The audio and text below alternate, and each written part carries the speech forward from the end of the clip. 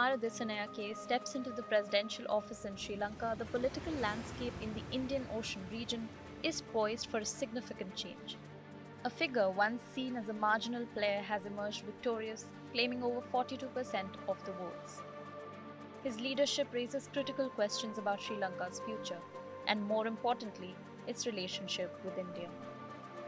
Dissanayake, who is the leader of the National People's Power Alliance, represents a shift in Sri Lankan politics characterized by a commitment to democratic socialism and an emphasis on anti-corruption, human rights, and the needs of the working class. However, his victory also brings challenges, particularly for India, which has historically maintained a close relationship with its southern neighbor. Understanding Disanayake's political stance is key here. Although his party has traditionally held an anti-India sentiment, recent outreach from India has laid a foundation for cooperation.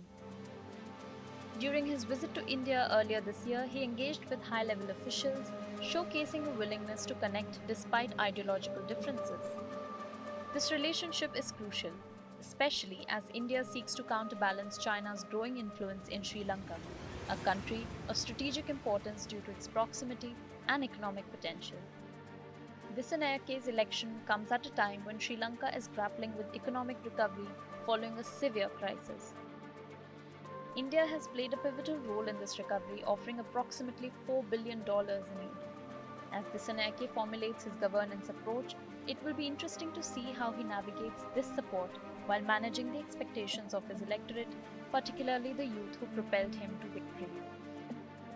One of the most pressing issues for India will be Disanayake's stance on the Tamil community in Sri Lanka, a group with historical ties to India. While he has expressed ambivalence about fully implementing the 13th Amendment, which aims to grant more autonomy to the Tamil regions, he acknowledges the need for political rights and self-determination for the Tamil people. This delicate balancing act could either strengthen or strain India-Sri Lanka relations, depending on how he addresses the community's concerns. Moreover, Dissanayake has voiced skepticism about certain foreign investments, particularly from China.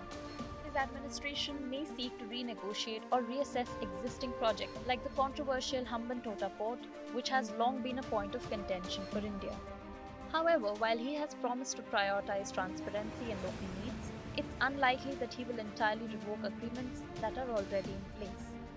And so, the overarching theme of Disanayake's presidency may revolve around finding a middle ground, advocating for Sri Lanka's sovereignty while also addressing the pressing need for international cooperation, particularly with India. Although his past critiques of nepotism and authoritarian governance could pave the way for more democratic norms, potentially aligning with India's own democratic values. And so, in conclusion, Disanayake's presidency presents a complex yet potentially promising opportunity for India. While challenges abound, especially concerning the Tamil community and the influence of China, there is also room for constructive dialogue.